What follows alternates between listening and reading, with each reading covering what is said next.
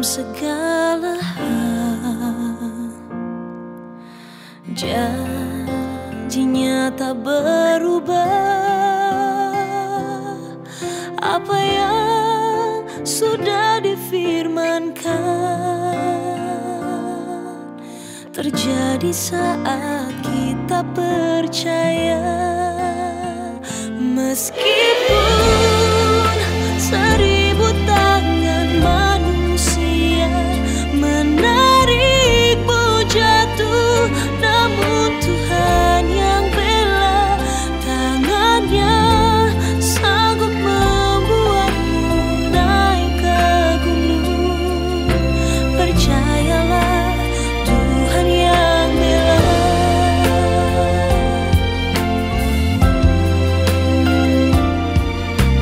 Di dalam segala hal, janjinya tak berubah, apa yang sudah difirmankan terjadi saat kita percaya. Meskipun 1000 tangan manusia menarikmu jatuh, namun Tuhan yang bela, tangannya sanggup membuatmu naik ke gunung. Percayalah, Tuhan yang bela.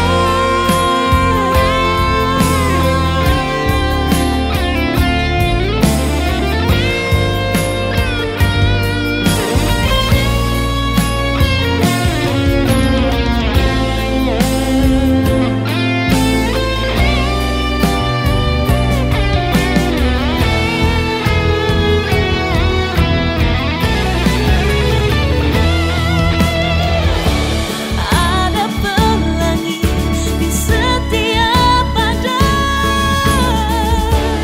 Dan ada tawa di setiap air mata. ada berkat di setiap cobaan, Dan jawaban di setiap doa.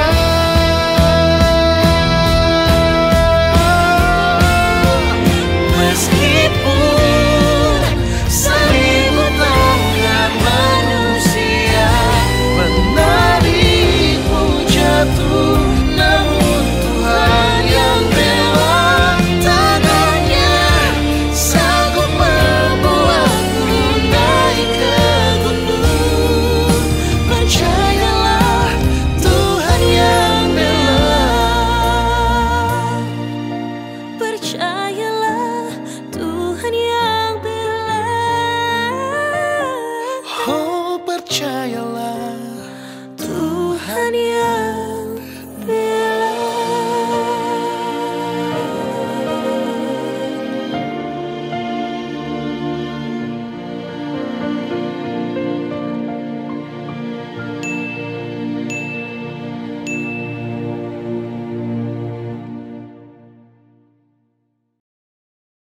Shalom. Sebelum kita mulai sharing kehidupan, kita akan berdoa terlebih dahulu. Mari kita berdoa. Berkati pemberitaan firman Allah pada kesempatan ini, Tuhan Yesus, pakai hamba-Mu, beri hikmat dan kebijaksanaan serta urapan, dan juga kami yang mendengarkan, Tuhan berkati dan Tuhan urapi. Sehingga firman ini menjadi firman yang hidup, yang berkuasa untuk mengubahkan kami. Dalam nama Tuhan Yesus yang berdoa. Amin. Rasain lu. Inilah yang menjadi judul renungan sharing kehidupan pada kesempatan ini, saudara. Dikisahkan pada suatu hari ada seorang bapak tua yang berasal dari salah satu pelosok desa. Wah, udah desa pelosok lagi. Jadi bapak tua ini pergi ke stasiun kereta api di Yogyakarta karena dia ingin pergi ke Jakarta. Jadi tujuannya ini ingin pergi ke Jakarta naik kereta. Setelah dia membeli tiket kereta, dia kemudian masuk ke peron dan menunggu di sana. Setelah beberapa saat menunggu, kereta tak kunjung datang, lalu bapak tua ini menghampiri salah satu petugas yang dia lihat ada berdiri di situ. Dan dia bertanya kepada sang petugas, "Pak, kereta api yang dari Jakarta tibanya kapan?" Dan petugas itu memberikan informasi bahwa keretanya telat 1 jam. Jadi kurang lebih 1 jam lagi baru tiba. Setelah mendapatkan penjelasan dari sang petugas, bapak tua ini akhirnya kembali ke tempat duduknya dan menunggu. Seperti kebanyakan orang, saudara, karena bosan menunggu, akhirnya bapak ini tertidur. Dan tidurnya bukan hanya sekedar tidur, akhirnya dia tertidur pulas bahkan. Kemudian tibalah kereta yang dari Jakarta, dan petugas informasi memberitahukan bahwa keberangkatan kereta api menuju ke Jakarta akan segera dimulai. Jadi kira-kira kereta api yang akan berangkat ke Jakarta itu akan segera berangkat. Nah, bapak ini saking lelahnya menunggu, dia tidurnya lelap, saudara. Jadi dia tidak mendengarkan informasi itu sama sekali, dan singkat cerita keretanya berangkat. Setelah beberapa saat kereta berangkat, bapak ini terbangun dan kembali menghampiri petugas yang sama. Dan dia bertanya, "Pak, kereta api yang dari Jakarta tibanya kapan?" Lalu petugas itu beritahu, "Loh Pak, keretanya udah tiba dari tadi dan sudah berangkat kembali ke Jakarta." Mendengar informasi dari sang petugas, bapak ini menjadi emosi, saudara. Tapi dia nggak marahin ke petugasnya. Dia marah. Lalu dia pulang. Dan dia berkata sepanjang jalan, "Tunggu besok, aku ingin balas dendam." Dan benar, saudara, besoknya dia datang kembali ke stasiun yang sama. Dia beli tiket kereta api menuju ke Jakarta, dan dia menunggu di tempat di kursi tunggu yang ada.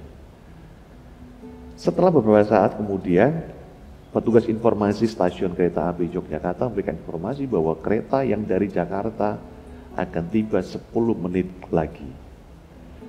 Mendengar pengumuman itu, si bapak tua ini menjadi senang sekali. Dan 5 menit menjelang kedatangan kereta, bapak tua ini berdiri. Kemudian dia keluar dari stasiun kereta dan berjalan pulang menuju ke rumahnya. Apa yang dia lakukan? Sepanjang jalan menuju ke rumahnya dia berkata begini, "Rasain lu, kemarin kamu yang ninggalin saya, sekarang saya yang ninggalin kamu." Bapak tua ini merasa puas bisa berhasil membalas dendam kepada sang kereta. Saudara, cerita ini hanya sekedar humor. Tapi perilaku bapak tua ini sebenarnya mencerminkan perilaku dan kehidupan kita sehari-hari sebagai orang Kristen. Ketika kita disakiti, ketika kita dilecehkan, ketika kita diomongin orang, ketika kita difitnah, dihina, diperlakukan tidak adil, secara alami kita rasanya ingin segera membalas orang yang melakukan hal seperti itu kepada kita. Paling tidak, kita ingin membalas setimpal dengan apa yang kita rasakan. Padahal Alkitab berkata berbeda tentang pembalasan. Dalam kitab Roma atau surat Roma pasal 12 ayat yang ke-19, firman Tuhan berkata begini, "Saudara-saudaraku yang kekasih, janganlah kamu sendiri menuntut pembalasan, tetapi berilah tempat kepada murka Allah. Sebab ada tertulis, pembalasan itu adalah hakku. Akulah yang akan menuntut pembalasan," firman Tuhan. Bapak Ibu yang kekasih dalam Tuhan, saudara yang kasih dan juga adik-adik yang kasih, jujur bahwa firman Tuhan ini susah dan sulit untuk dilakukan. Perintah Tuhan yang satu ini jujur susah untuk dilakukan. Jangankan kita berbicara musuh yang menyakiti, menjahati, melukai, bahkan mungkin menganiaya kita. Orang-orang yang dekat dengan kita, yang setiap hari berinteraksi bersama dengan kita, yang setiap hari hidup bersama kita dalam satu rumah. Entah itu istri kita, suami kita, anak kita, orang tua kita, bahkan mungkin mertua atau menantu, pembantu kita, majikan kita. Pokoknya orang yang berinteraksi dengan kita dalam satu rumah aja. Seringkali ketika mereka berbuat sesuatu yang menyakiti atau menyinggung perasaan kita, kita ingin langsung segera membalas. Ejekan dibalas dengan ejekan, koreksi dibalas dengan koreksi, hinaan dibalas dengan hinaan, fitnahan akan dibalas dengan fitnahan, kemarahan dibalas dengan kemarahan, kritikan dibalas dengan kritikan. Pokoknya begini, sebagaimana yang kita rasakan, minimal seperti itulah orang yang ngejahatin kita, yang memfitnah kita dan memperlakukan kita nggak enak, kita balas minimal seperti itu. Makanya saya katakan, sebenarnya perintah ini jujur sulit untuk dilakukan, tapi sekali lagi ini adalah perintah, dan yang memerintahkan adalah Tuhan. Tidak ada toleransi, tidak ada dispensasi, tidak ada anu ini itu, tidak ada alasan. Ketika Tuhan memerintahkan, maka kita mutlak untuk melakukan. Nah, kembali kepada ayat pokok kita tadi. Pembalasan adalah haknya Tuhan. Saudara, kalau saudara membaca ayat tadi di dalam kitab Roma pasal yang ke-12 ayat yang ke-19 tadi, saudara baca pelan-pelan atau dengarkan kembali apa yang saya sudah katakan tadi lewat ayat tadi. Saudara coba cermati baik-baik. Ketika saudara coba cermati ayat ini baik-baik, saudara akan menemukan makna yang terkandung di dalamnya itu luar biasa. Dan juga di dalam makna tersebut tersirat ancaman yang gak main-main. Dikatakan demikian bahwa pembalasan adalah hakku, kata Tuhan. Dan tahukah saudara bahwa makna dari frasa pembalasan adalah hak itu adalah begini. Ketika kita melakukan pembalasan atau siapapun yang melakukan pembalasan, maka sebenarnya dia jauh lebih jahat dari orang-orang yang telah ngejahatin dirinya. Saya ulangi. Siapapun orang-orang yang ingin membalas orang yang telah berbuat jahat, yang telah fitnah dia, menyakiti hatinya, merugikan dia, maka sebenarnya orang tersebut justru jauh lebih jahat daripada orang yang telah melakukan kejahatan terhadap dirinya. Loh, kok bisa? Ya kembali lagi kepada ayat itu, bahwa pembalasan adalah haknya Tuhan, hak prerogatifnya Tuhan, hak mutlaknya Tuhan. Pembalasan adalah bagian dari pemerintahannya Allah.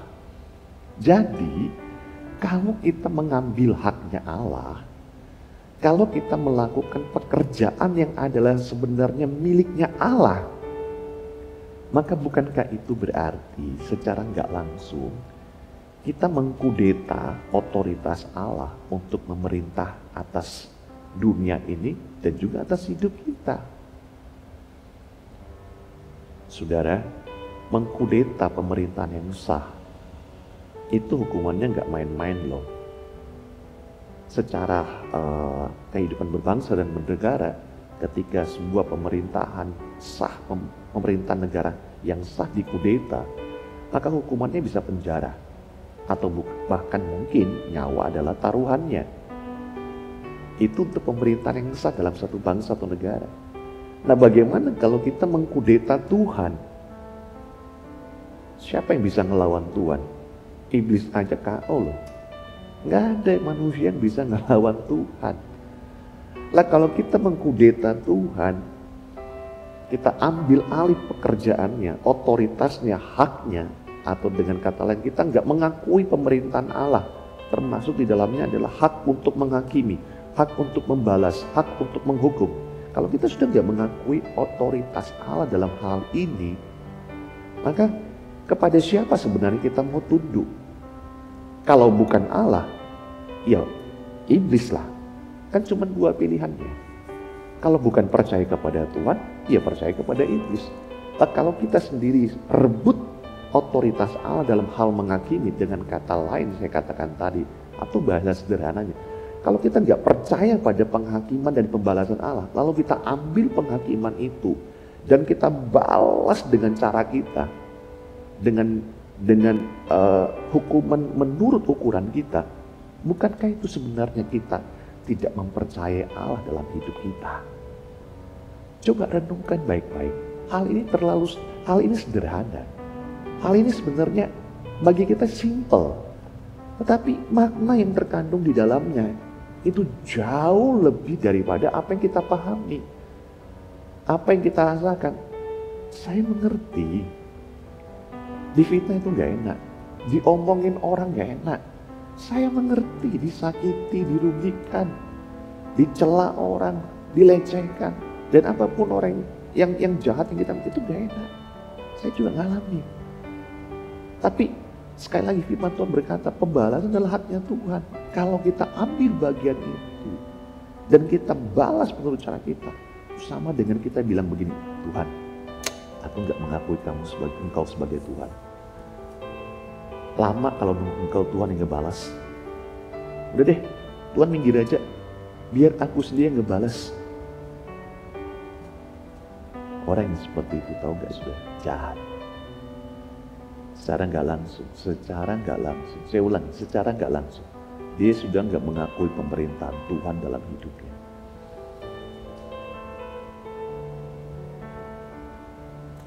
Memang kita akan tergoda untuk membalas, pasti akan tergoda. Secara alamiah, pasti akan tergoda. Tapi tahukah saudara juga bahwa pembalasan kita itu tidak ada yang murni, karena natur kita sudah berdosa. Kenapa Tuhan melarang kita untuk membalas? Karena pembalasan manusia tidak pernah ada yang motivasinya murni. Banyak orang berkata, saya ingin balas dia Pak, setimpal dengan perbuatannya. Nggak bisa setimpal lah. Mana ada pembalasan yang setimpal? Pasti ada lebihnya, minimal lebih dikit lah. Nah itu sebabnya, kalau saudara baca dalam kitab Imamat pasal 19 ayat 18, di sana melalui perintah Musa, perintah Tuhan kepada Musa, dikatakan begini, janganlah engkau menuntut balas dan janganlah menaruh dendam terhadap orang-orang sebangsamu, melainkan kasihilah sesama manusia seperti dirimu sendiri. Akulah Tuhan. Jadi Musa diperintahkan oleh Tuhan untuk disampaikan kepada bangsa Israel supaya mereka tidak membalas sesama mereka. Karena itu adalah haknya Tuhan. Bahkan mereka disuruh untuk mengasihi Tuhan. Kalau saudara baca kisah pengalaman Daud yang dikejar-kejar oleh Raja Saul. Dalam beberapa kesempatan, Daud yang Alkitab katakan adalah orang yang berkenan di hati Tuhan. Ketika dia mendapat kesempatan untuk membunuh Saul, Raja Saul, yang adalah papa mertuanya pada waktu itu, dia berkata, aku gak akan balas. Dalam kitab 1 Samuel pasal 24 ayat 12, Daud berkata, Tuhan kiranya menjadi hakim di antara aku dan engkau. Tuhan kiranya membalaskan aku kepadamu. Tetapi tanganku tidak akan memukul engkau. Kesempatan udah di ujung tanduk loh saudara. Hanya berhadapan loh. Hanya Daud dan Saul. Sudah terlalu gampang bagi Daud untuk membunuh Saul pada waktu itu dari arah belakang. Tapi kesempatan momentum yang besar itu Daud nggak gunakan. Dia cuma potong puncak jubah Saul. Lalu dia berkata, biarlah Tuhan yang membalaskan, menjadi hakim antara aku dan kau. Biarlah Tuhan yang membalaskan kepadamu. Jadi Bapak Ibu Saudara, akhir kata, ingatlah bahwa pembalasan itu bukan hak kita, melainkan hak Tuhan. Serahkan dan biarkan Tuhan bertindak sesuai dengan haknya menurut waktu dan caranya untuk membalaskan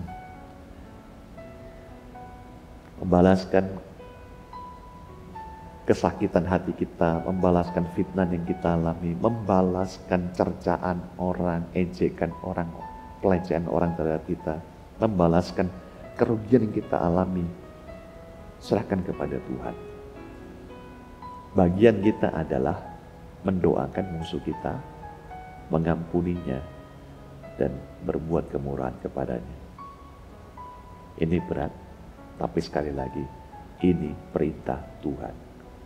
Tidak ada dispensasi, tidak ada anugerah dalam hal ini. Pembalasan adalah haknya Tuhan. Serahkan kepada Tuhan. Amin. Mari kita berdoa. Kami sadar, perintah ini tidak mudah untuk kami lakukan. Dan acap kali kami membalas kejahatan orang-orang yang menyakiti hati kami, melukai, memfitnah, mengatai, memperlakukan tidak adil terhadap diri kami.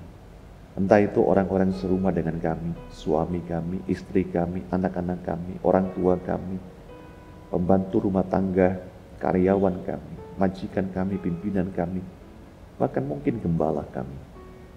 Ampuni Tuhan. Kami sadar selama ini kami terlalu sering mendapat hukuman Tuhan yang tanpa kami sadari. Itu sebagai akibat dari kami tidak mempercayai otoritas Tuhan dalam hal melakukan pembalasan. Kami sadar seringkali kami mengkudeta otoritas Allah dalam hal pembalasan ini. Kami seolah-olah tidak meyakini, tidak mengakui secara enggak langsung hak Allah untuk melakukan pembalasan, karena mungkin pembalasan Allah terlalu lama. Pembalasan Tuhan terlalu penuh dengan belas kasihan, tidak setimpal dengan apa yang kami rasakan. Tapi firman-Mu pada kesempatan ini mengingatkan kami bahwa Allah atau Tuhan punya waktu dan cara. Tuhan membalas dengan cara yang adil dan berdasarkan sifat keadilan dan kekudusannya. Terima kasih Tuhan. Mampukan kami untuk hidup sesuai dengan perintah ini. Menyerahkan pembalasan kepada Tuhan. Terima kasih buat kesempatan ini, dan hamba berdoa untuk setiap jemaat dan pendengar yang mengalami pergumulan hidup, yang mengalami situasi-situasi yang sulit dalam kehidupan mereka hari-hari ini. Tuhan berkati, Tuhan jamah, berikan kekuatan, berikan hikmat, berikan jalan keluar dan kelepasan. Dan bagi yang sakit, di dalam nama Tuhan Yesus, oleh iman percayamu kepada Tuhan Yesus, apapun juga penyakitmu, Tuhan Yesus sembuhkan engkau. Oleh bilur-bilur Yesus Kristus Tuhan, terima kesembuhan sekarang juga dalam nama Tuhan Yesus.